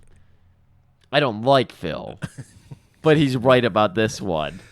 So Perez is like, I see the way you look at me, but I'm just a businessman in dreams. Bring me a dream, Pepe. Oh, that sounds too familiar, too. Bring me a dream? I sell dreams bigger than any form of entertainment. It's called cocaine. Because Barnes starts fighting back like, wait, you're only in the drug business because your dad was? Like, you can do anything you want. You have all of his fortune. You can start a horrible wrestling corporation. You'll believe in me before you leave, Barnes. But again, Perez is sticking to it. I bring dreams. I'm the dream maker. I'm the Sandman. I'm the Sandman. Back at the motel, Rick is horny as fuck. And he's like, I got to get my dick wet. I don't know why I'm doing That's Pepe's Pepe, voice. yeah. But he's like, I got to get my dick wet. So And Cal's like, do what you got to do. Yeah, brother. Cal even comes up to him. He's like, why are you in a parking lot staring at the stars that you can't see because there's too much light pollution? I'm lonely, friend. I'm doing Pepe now. I'm lonely, friend. Well, I don't know what to tell you. I'm going to go into Yolanda's room and probably whip my dick out for her, a helicopter or something. I don't fucking know. And so poor old Rick just left there in the parking lot alone. Hey, psst, psst, psst, psst. I heard you're looking for a woman. It's our boy Slick the Pimp. Slick the Pimp. Need some company, my friend? Only $50. $50? Whoa! That's a good old joke there, friend. I give you the 50. Where's your friend? I don't see her. Well, I got to go get her. Oh, yeah, you're going to go get her. Well, I won't give you 50. I will give you 20, stranger. Because you're going to take off with the money, of course. It's like, well, I'll take 20. I'll get you that girl, though. I promise you. Goes, and then this woman, this rather rotund woman, walks out. It is Big Bertha from Super Mario with a blonde Brothers. wig, Yeah. and Rick says very politely, "It's Godzilla with a wig. I'm not fucking that." And then we get a little nice, funny little scene where she's chasing after him. So now we're in the hotel room with Yolanda and Cal, and he's like, "Look, I got 3 days to a kill. Give me the deets on Perez. How do you know him?" She's like, "Well, I met Perez in New York when I was a starving dancer." We all know how that goes. Murray, you got those dancer legs, man. I know you've been through Those it. ankles don't lie. Those ankles, mine do. Toothpicks. And yeah, you got to remind me about my knee injury, Griff. Thanks. Yeah, I had a dream of being a dancer, a Chippendales dancer, but I lost 3 inches in height with my knee injury, and now I can no longer be a Chippendales dancer. I do remember back in the day when you were 3 inches taller than me. Yeah. I know, that was a great time. That was a hard time. So I had no choice. It's either the streets or Perez. That's right. And he was a nice guy. Yeah. And then Cal's like, Murray, disgusting whore. they talked about sophisticated things like, being a foodie, liking tacos on Tuesday, Playing pizza, chess. playing chess their own way, which was actually just checkers. Like, they had it all together. He's like, "You accepted drug money?" Well, no, I loved him. In fact, I have a son with him, little Eric. You have a son with him? He's living with my sister. This is where you realize Kale no longer, because Kale was interested in fucking her, but then Kale heard it. She had When a you woman. got a kid, you're like, "Ooh, I gotta get out." He of was here. spending the cooties that you can't fuck a He's like, "I woman ain't who's looking had to a be my child. big brother. I'm yeah, out of here." yeah. Outside, trouble is brewing. If this were a John Claude movie, he would have gone on to be the father of the child. Rick, thanks to his nose, sniffs out some goons. It does help that they just squeal on their brakes, jump out with Uzis. Yeah, it's quietly yelling at each other. Quietly yelling at each other is what I just said there. And so Cal and Yolanda, they're like, "Hold on. Before you chastise me for not wanting to fuck you because you've had a child and your vagina's all fucked up and I don't want to fuck that shit, and you're not willing to give me your asshole, I think I hear a car outside. We got to go get Rick." This isn't me. This is the movie. I don't know what to tell you. Don't the smirk goons at me. open fire on our gang. They hide behind Slick's car. So Slick's car gets shot the fuck off. That's right. He's in the back, fucking the rotund Godzilla with a wig. Yeah. And Slick obviously is pissed off about That's this. right. His car got shot up. So our boys are just like, we're out of ammo. We got nothing to do here. Turns out Slick's got ammo of his own.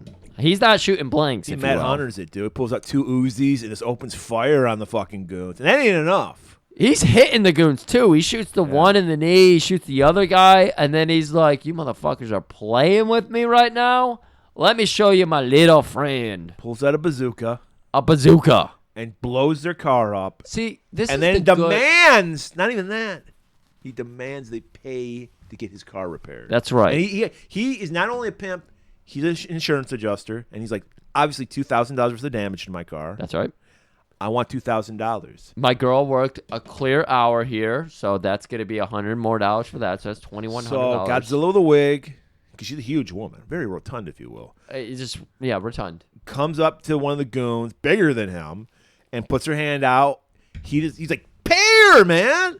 So the guy just puts all the money he has in his pocket, and she's like, "It's $500 short." He's like, "Pay the woman!" And they pay up the $2,000. Fred Williamson knows we've suffered through your movie for a while now. Give us a little joke. We need a little levity. We need a Because little there's a lot levity. of tension. We were tense. But it's also teaching us, even if you're the greatest fucking hit and run man of all time, sometimes you need a little luck. Lady luck. Lady rotund luck. And they got it. So our crew, we're on foot. We need a car. Remember, Rick's a criminal, so of course he knows how to hotwire a car. So he's ready to do that. And Cal's like, "How the fuck do they keep finding out where we're at?" I'm telling you, man, it's that Yolanda. You can't trust her. I'm getting out of here. I'll find us a car, but you leave me the fuck alone. Just know that Yolanda, she's a rat. So I think Cal tells Yolanda to call because he didn't know she had a connection with Perez. He's like, "Call him up. We'll set up a trap." That's right. That's exactly what we're leading to. So And calls up Perez. we see her Hello! on the phone. "Yeah, this is Pepe." Jesus Christ. You want to talk to Perez? He's busy playing chess. Can I take a message? Celtics fan is going to be so furious when he gets to that point. And so she's like, look, I can't come, but I need Perez. I'm tired of our kid. Take him. I don't want Eric anymore. It's too hard. I want to have hot girl summer. I want to go out there. Which is not to be confused with hot rodent boy summer we talked about last episode. Is that already over? Did you kill it? I killed it officially. Officially now because you're hearing it right now. At least in Detroit, it's dead. Yeah. As far as you know, across all the gonna die as far as I'm concerned. worldwide or just continental U.S. Worldwide. I don't want any rodent having any I know, but hot what have you anything. witnessed? Is it just Oh, dead no. locally? Yeah, it's still definitely dead locally. Did you notice any fucking hot rodent guys when we were out? I wouldn't say I saw any hot guys out there, there except you for go. yours truly, of Yeah, course. exactly. Thank you. Whew. So she's like, look, I want Perez to meet me at the summer villa near the border we have. Villa. I'll have Eric. That's right. Their old vacation spot, which of course is in America. So just on the other side of the border. Just on the other side. a So it puddle must be a puddle jump. San Diego, maybe. San Diego. Prepare the plane. Whatever you say, boss. Here's your white wine spritzer. Well, what he says is, boss, are you sure about this? We're going to be crossing international state lines. We're going to be in America. Do you really want to fuck with America? My son means the world to me. I haven't seen him in years, but he means the world to me. I will do anything for my son, even make a run for the border. You know, Murray, this is I just watched it for the first time. Chinatown. Very old man with a very young son. That came up in Chinatown. This is a loose adaptation of It Chinatown. is a loose adaptation. Fred is Originally, giving... Chinatown was called 4 Days to a Kill. So, hey, what's going on with Chuck Connors? Well, he's meeting up with Howard. They're meeting in the back of their limo again. And Howard is like, oh, my God, we have 2 days to a kill now. And you have done nothing. Why didn't I call up Matt Hunter and Delta Force? They got Steve James. God damn it. I knew I should have got it. Boss, you just got to give me a little bit more time. I don't have more time. This Bobert bitch is getting me hooked up with her other fucking freaky ass friend, a Marjorie something She or other. crossfits, right? Crossfits. You know she has no ass, and I'm going to... You know what chicks who CrossFit do. Everything. Jesus Christ. We don't even have the tongues to utter that.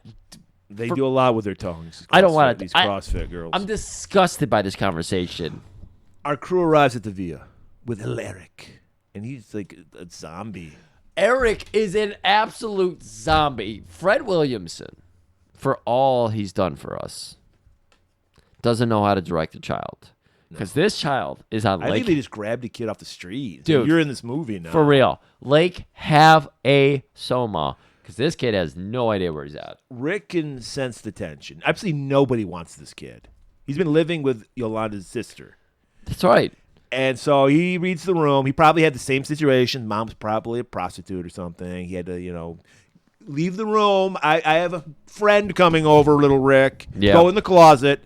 We're going to watch Terminator. You're not allowed to watch. So he's like, hey, little Eric, come here. I don't know why I'm doing Pepe. He's like, little Eric, come here. Yeah, there you go. That's Rick. I'm going to show you how to blow shit up. Rick, if you ever want to know how to blow up a Did they fucking keep mansion... you notice his demolitions look like a firework display? Like the fucking big firework display with the buttons and shit?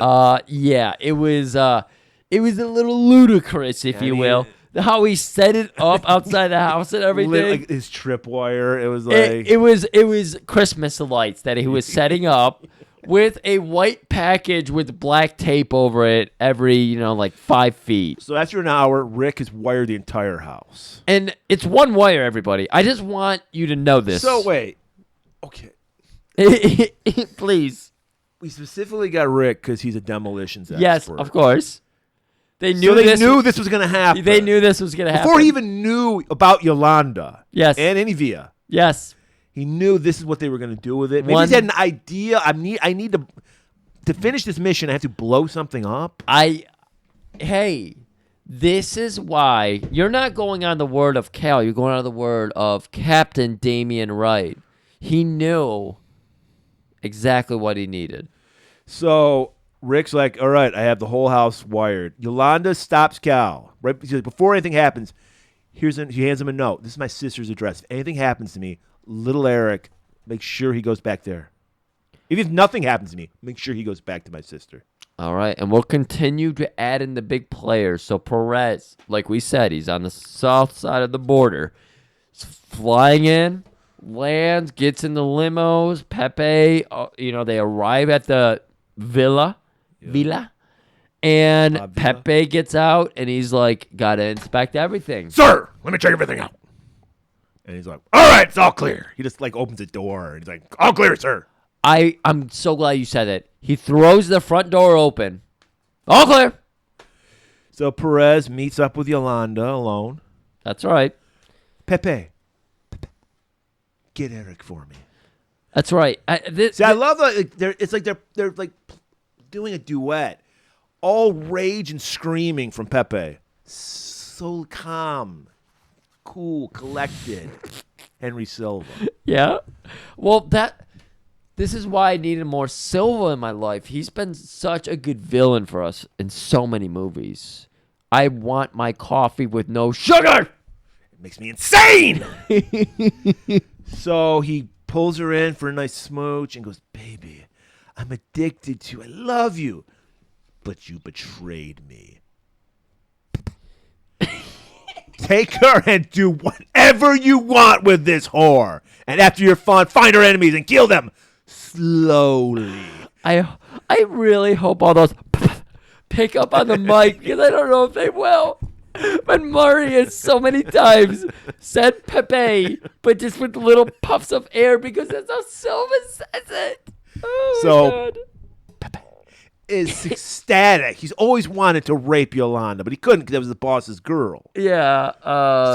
Sorry, this is the discretion here. Yeah, we're getting into the hard other R territory. Yeah, he starts slapping her around, throws her down on the. He didn't. Your cat's nose is itching. What's going on there? Well, he has a problem drinking out of the faucet, but that's the only thing he wants to drink out of. He rips all her clothes off. Just unzips his fly. He didn't even take his clothes off. Well, yeah, the worst thing about people like this is they're gun shy and they're fucking weak people, and that's why they have to do this type of thing. So he shows his full weakness by not showing any of his weakness, Steven Seagal style. And we get the titty shot. We get her crying out. We get a shot of Fred Williamson, Cal, outside the door like, she's being harmed. I gotta wait. Let this play out. So he listens in. Because he's a grandmaster in his own way. He has to have all his pieces in place. And we just do a cut time lapse of apparently finishing up.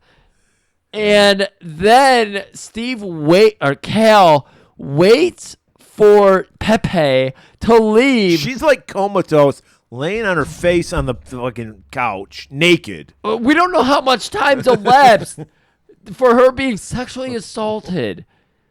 And then just Fred walks in the room. Hey, put some clothes on. We got to get out of here. He shows a little tenderness. He throws a towel that Pepe had wiped jizz off his dick with and just covers her naked. Yes, exactly.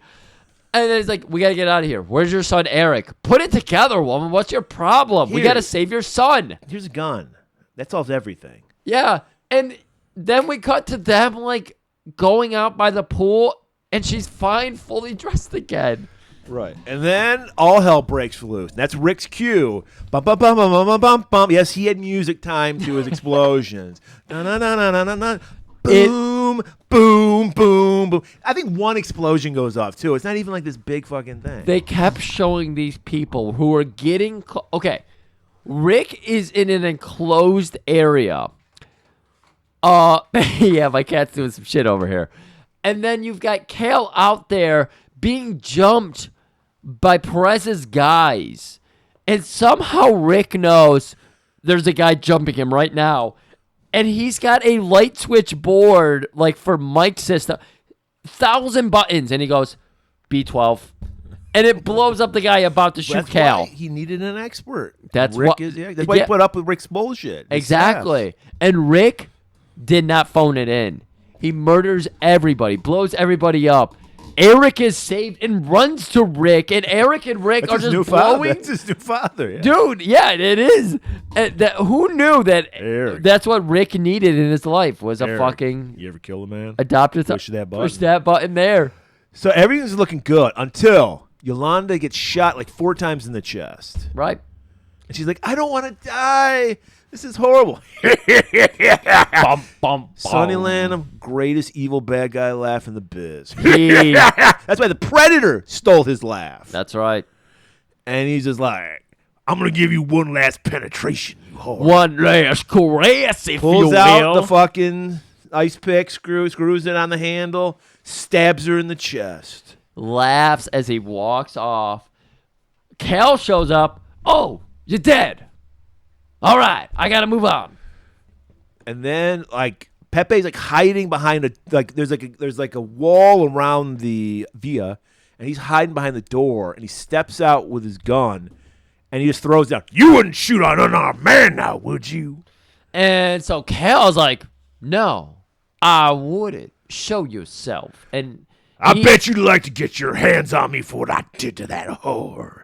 She weren't dead, I'd go back for some sloppy ass seconds. motherfucker. And you hear the sound of a gun drop. And so, of course, Pepe walks out and Because exposes he's a big himself. motherfucker and Yeah. 20 years younger than fucking exactly. Cal, so. He's got a Sugar haircut and everything from No Country for... Did you ever watch No Country? Yes, I've seen that. Okay, I'm sorry. It's just Big Lebowski you haven't seen. Yes. And I Wait, will never see Did it. you ever see No Country for Old Men? I've seen There Will Be Blood. Okay, that's the other one. Yeah. Yes. So, Pepe's like, ha, ha, ha. And then, psych. Cal pulls a gun out of the back of his pants. And then he just drops the hat. Yeah. I don't... Again, the booking for this is awful. So then they go into hand-to-hand. Pepe takes his jacket off, but from in his jacket, he pulls out a knife. So it's just like this weird cock tease of... Because Pepe is a grandmaster of his own. Yeah. Of the ultimate chess. I'm going to bleed you worse than that bitch. You do a good Pepe. Yeah. You just don't do a good Rick because it usually is Pepe. Yeah. Because it's such a fun... Pepe's so fun to play. Pepe is so fun to play. Sonny Landham's having the time of his life, man. We are not pro sexual assault on this Not at podcast. all. Pepe is just a great villain. Speaking And of... also, he's not he's a person of color, so it's like, we can respect him as an actor and his role. Yes, very inclusive. Just want to say that. Speaking of sexual, not assault, but sex in itself, we get some bow, chicka, bow, bow, as they're fighting with some funky ass music. Maybe we open the fucking show with this. We might be. We don't have music. We didn't have that moment driving back. I'm thinking Tush. Christopher Cross, Fly Like the Wind. I don't know. Chris Cross. Christopher Cross, not Chris Cross. Christopher. That'll make you say jump. Fly like the wind. Fly like the wind. Because it says, go to Mexico and I'll fly like the... We're gonna see when everybody gets here, and you're hearing us think this out loud at the end of the episode. Yeah, this is some fucking stage information you're getting. This is how you know we're not This is how the scripted. sausage is made. Even though you can hear the pages flipping around, yeah, we didn't plan on that part. All So they fight some more, and they land up in a pool. They got to go down. Fred, by the way, the whole time in this fight, he's handling it. But you're thinking... I'm thinking a lot of I'm things. thinking... Fred can't swim because Exactly, because he's black. black So men's we're like- bones are too dense. So, This is a joke, everybody. yeah, but we know black people can't swim, so we're like, oh my God, fucking Fred's dead. Right. Fred is dead. Fred is dead. No! Apparently Native Americans can't swim either. That's because he right. immediately drowns Pepe. He's drowned like a minute, not even a minute, like a 10 seconds. No, I don't know if it was the tracking issue or what, but it's just like, oh wait, Fred is alive, yet Pepe is drowned now, and we just see And Fred. on top of it, you said, I've never heard of this. This was Griff's thing. Black people have dense bones. Also, I read a ever had lot of wet eugenics leather, books. Griff? It's like a fucking anchor. Hey, go back to the start of this episode. It was only 1 hour ago. That's crazy to think about that because we're almost done with this. You told us, Griff, I have leather. I used to buy leather all the time. I bought leather here and I bought leather there. I've never owned leather. So I don't know this experience. I've dove into a okay. pool with clothes on. You don't want to be in a pool wearing leather. I've gone into a pool with clothes on, and that's hard enough to First get of out. all, the noises it makes when you're dry leather. Oh, yeah. Imagine when it's wet. Hey, I'm a corduroy man. We got our own noise. Yeah, you do. But that drives the ladies wild, and I can attest to that. So he drowns. Pepe drums. I don't think I can barely hear that one. So you guys Yeah, take it. no, these are. I think Let's that's see. Let's check. that little blip right there. I think is your. Is that showing up? Everyone's gonna love this. I'm glad we're having fun with it. I think it actually did show up though. I think you said it close enough to the mic. It showed up. Kills him. So he pulls himself out. He struggles out of the pool, but still has a little in his step because he emerges and Fred just shoots him. That's it. Did he have another gun? And I don't know where Fred had all these guns, but as you said, Fred crawls out of the pool dripping fucking wet. Then they do the shot from him on the grassy knoll. He's completely dry wearing Ray-Bans and just shoots the guy dead. No. He's still Hasta wet. la vista. No, he's still wet. He's still wet at But this then point. this is the next scene. Perez like, bravo. He was watching it all. Well, it was just, oh my God, I didn't realize what Fred did here. Think about this. I was just mocking Fred for having a scene where he could have stopped his woman Yolanda's sexual assault from happening, and he said, no, I'm just going to let this play out, and then put a shirt over her. Perez just did the same thing with his main man, Pepe. But he's a sick drug lord. Yes, he is. So I'm trying to say they could have done we're pretty much the same. Okay. So this is where he's like, then Cal walks into the shot, bone dry, like sits down. This is where he's bone dry. Smoking a cigar. Right. The cigar tray all laid out for each mood of cigars. We all know. Murray, big fan of cigars. He was just telling me. Ugh. Griff, I was hanging out with my uncle, and cigars, they smell so good. Yeah. Why? My uncle, he's in his 70s now, late 70s. He just now got the word that, like, smoking cigars is cool. It's so not cool. That's such a 90s thing, cigar clubs. That was so big in the 90s. So he's smoking a cigar, having a barbecue for 4th of July. Yeah. All that nasty smoke It smells so bad. blowing on me. So bad that I'm lying in bed later on, and I'm like, my hair had that smell. I had to wash my fucking hair in the middle of the night because it was making me sick. I couldn't go to sleep. It was so nasty. Just think about what nicotine and all that fucking smoke does to your shit. Like, I'm glad people stopped smoking inside. Well, see, that's the thing. I don't have the immunity anymore because I used to because everybody in my fucking family smoked. Yes. So it didn't bother me. Right. And now when I'm around it, it's fucking awful. Yeah. So I understand what people are, when they're around in somebody the who smokes. early days when we started saying no smoking in bars and everything, I was Yeah. like, what are people complaining about? But now that I've been far away from it, it does fucking hit me where it's like, oh shit, no, this fucking sucks, guys. Let's stop this. Was a great soldier. Well, that's a nightmare come true. Let's negotiate because he knows he's been beaten. He has his main goon is gone. This is good. This is what Mitch McConnell would do in this situation. He's a little fucking rat. He's turtling in his cave. Look, man, all I want is bonds. You have the aces. What choice do I have? Anything you want. I will have him brought immediately at the airstrip. So they're at the airstrip. And then the plane lands. And then these cops come out, and then Perez is arrested. He's just like, what? You didn't go through on your deal. I lied. That's it. I lied. Yeah. You got to work on your endings, Fred. I mean, Big.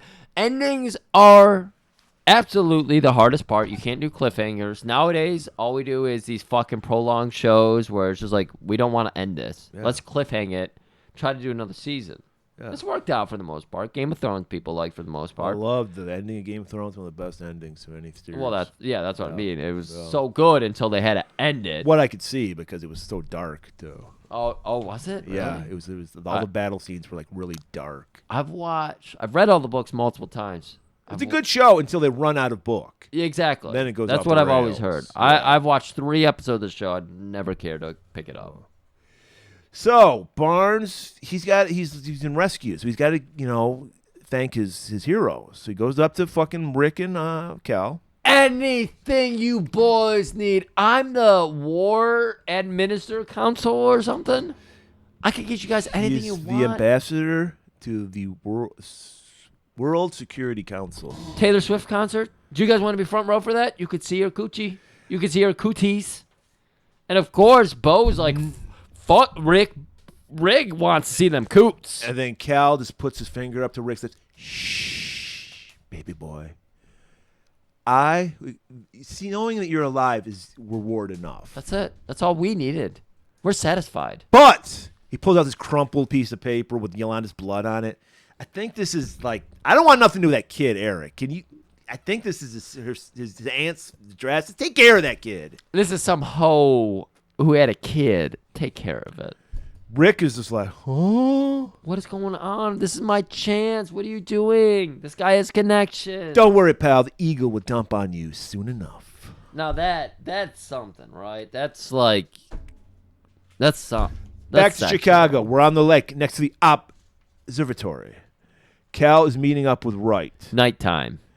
And he's like, I think he has his trash leather trench on this time. He does. Absolutely. And he's Fried look at like, his worst. Who set me up, Wright? Yolanda was dirty. You set me up. Cal, I need my pension. Perez, no, he fucking blackmailed me. He threatened to kill my family. You gotta understand where I'm coming from. I was the best Navy captain around. And I'm serious, this is straight from the movie. I never got the raise I deserved because all those Minnesota boys. No, he said Citadel boys or something about. Maybe It Citadel. was something about the academy. It was the Yeah, Academy. I heard Minnesota boys. Yeah. It was probably something more like Citadel. Yeah. So you got the probably real. So I get the drift. it's like everything. It's nepotism, dude. And who you know, not what you know. Look at politics today. It's all fucking nepotism. And so he's like, in fact, he's got a point. We're on right side. He's like, I can't retire on this shitty ass pension. I needed drug money. Yeah. And I didn't do it. He'd kill my family. Have you seen? He's intense. I don't want my fucking kids getting raped and murdered by him. 24 hours, friend. This is what I can do for you. I'm turning my back. I'm walking Cal, away. think about my pension. I'm walking away. 24 hours to turn yourself in. And if you turn your back on a man with a gun, you have every right to kill him. Well, that's the thing you got to bring up. Wright pulls out a gun on his old friend who saved his pension. Apparently. And we're like, oh my God, Cal couldn't have killed Wright. No That's his way. friend. He did that mission for friendship. This is a one-off movie, so maybe he did. No, it's Rick. He said, Can I get paid, please? and he's like, pulls out a wad of money. I don't know where The visor. That's where Wright told him he was hiding. Yeah. Even though he said he was doing it for friendship. Yeah. I guess Wright knew that that's bullshit Yeah. dealing with Cal. So, yes, he pays off Rick, and they walk off. They hit the wind. They fly like the wind, as our opening song by Christopher Cross, Maybe, told you. There you have it. Griff, you redeemed yourself. What are you going to do for next week's episode? Well, Murray, we've got actually a big weekend planned now. Hopefully, yeah. We weren't sure this was gonna happen, but it kind of came together last minute. So it's kind of throwing my plans into a little bit of a fucking washing machine here. So I want to make sure we're in the right mind for both activities. Okay. Do you want to do a Is movie this a Sophie's Choice? starring an actor we've already done a couple times? Both of these are modern 2023, maybe 2024 movies. Ooh, I don't like the sound of that. I know that you sounds don't. like 2.5 hour movie. Yeah, both of them are under 2.5. Are they? One of them is 2 hours. Ooh, One I of don't them's like that. about an hour and 50. God damn you, Griff. What are they? So, no, I want you to choose between an actor we've already done. I want the one that's not 2 hours. The one that's hour 50. Well, Murray, you have just signed yourself up for Jason Statham in The Beekeeper. What? You've been wanting to do this movie forever. I don't know why. I don't know either.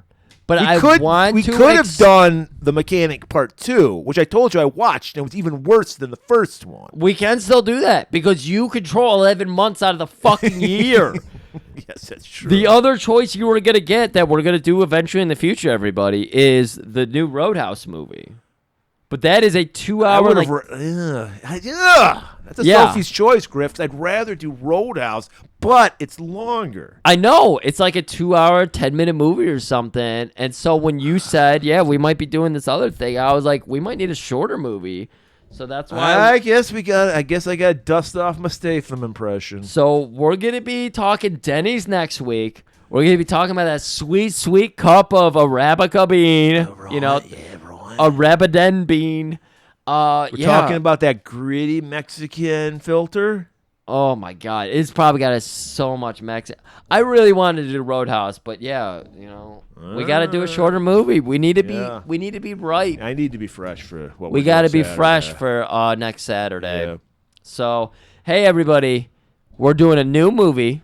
We're exploring it probably all together because no one watched this fucking movie because it looked like dog shit. It's probably dog shit. Probably, yeah.